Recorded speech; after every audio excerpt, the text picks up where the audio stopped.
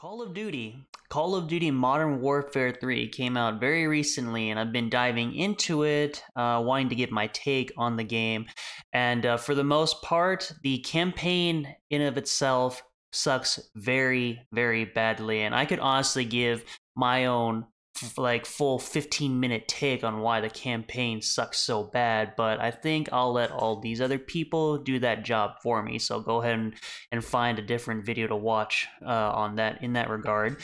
And while I do want to talk about Modern Warfare 3, I want to talk about it in a couple different ways. As you guys know, in a recent poll, you guys have wanted me to move in a slightly different direction on this channel. You wanted me to start reviewing video games, movies, cartoons, all that stuff, and giving my take on it and how wokeism is destroying all these things that we love.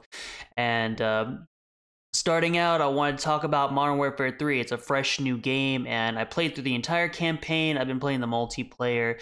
Like I said, and like so many other people have said, the campaign really just sucks. Is it the worst campaign in the series?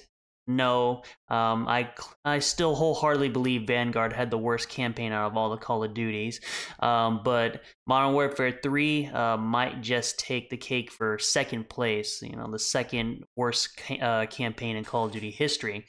Now, there's many reasons why I think the campaign sucks, but there's one reason in particular why I believe Modern Warfare 3 sucks so bad, and it's pretty small, and I think a lot of people wouldn't notice it.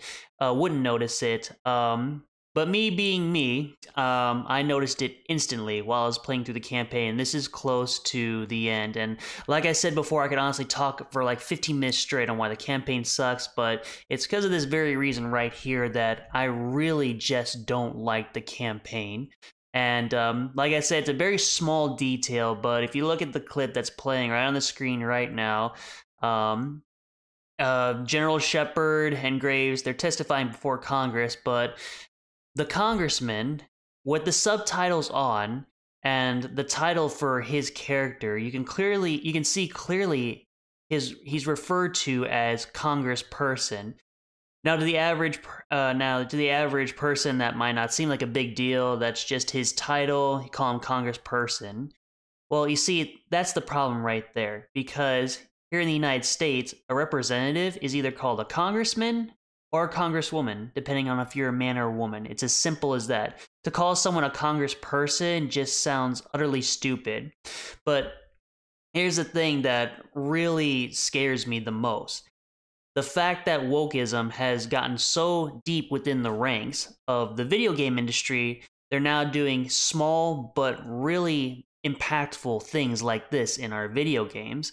And this reminds me of going all the way back to 2021 when Pelosi introduced these new rules to the new Congress. And I feel as though whoever made the decision to change the congressman's title to congressperson, you know, I feel like they were greatly inspired to, you know, want to do this in the game, because of what Pelosi did. And this is a big thing that's going on in our country right now, gender identity and, you know, gender terms. You know, like, people don't want to be misgendered, so they come up with gender neutral terms like gender, you know, like congressperson, like in the game right now. So instead of calling him a congressman or woman, you know, there's multiple genders. That's what they say. There's an infinite amount of genders. Never assume somebody's gender, so we're just going to call him a gender neutral term. And that's utterly stupid, if you ask me. And I'm so sick and tired of them pushing this narrative, and it's really getting annoying. And the fact that it's like in our video games now, and like I said, it's a small detail, but one that I noticed very quickly, and it instantly popped out. And it's just like, why do they have to put these in our video games? And, you know, if you folks have ever played Call of Duty, you know what Call of Duty is all about.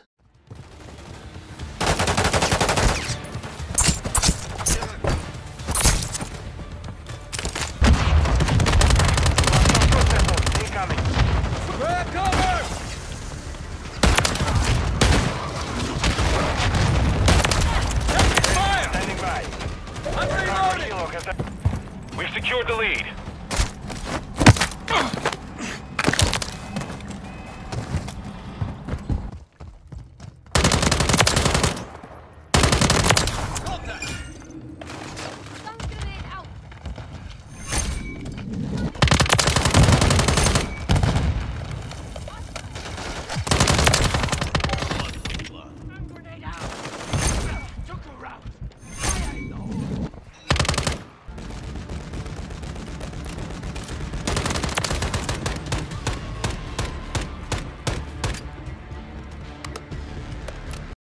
So this just feels like a huge slap in the face to all of the fans.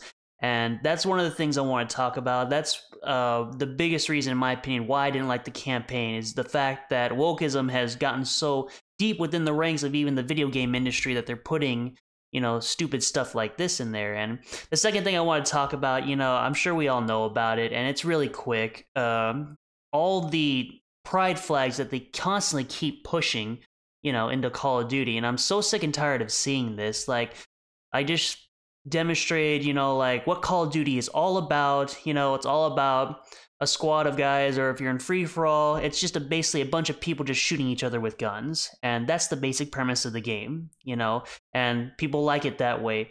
We don't want all this, leftist wokeism crap shoved down our throats in our video games. We just want to turn on a video game and have fun playing it without any politics involved in it. And these pride flags are another example of how the video game industry is getting corrupted by wokeism, and it's a real shame.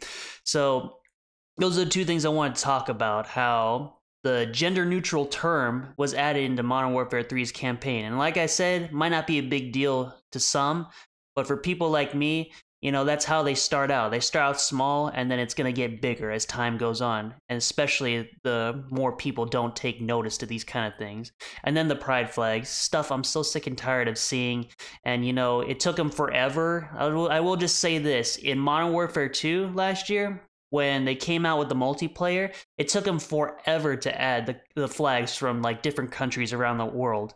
But the flags that were there upon release were the pride flags, which makes absolutely no sense to me, and I hated seeing that. And like I said, it took them several months for them to actually add flags from all over the world. So I really hope that this isn't the start of Call of Duty going downhill. I mean, Call of Duty has been going downhill for some time, and Call of Duty, just isn't the same as it used to be like 10 years ago, with the exception of Modern Warfare 2 from last year, in my opinion. So we're just going to have to wait and see if the video game industry gets even more corrupted after this.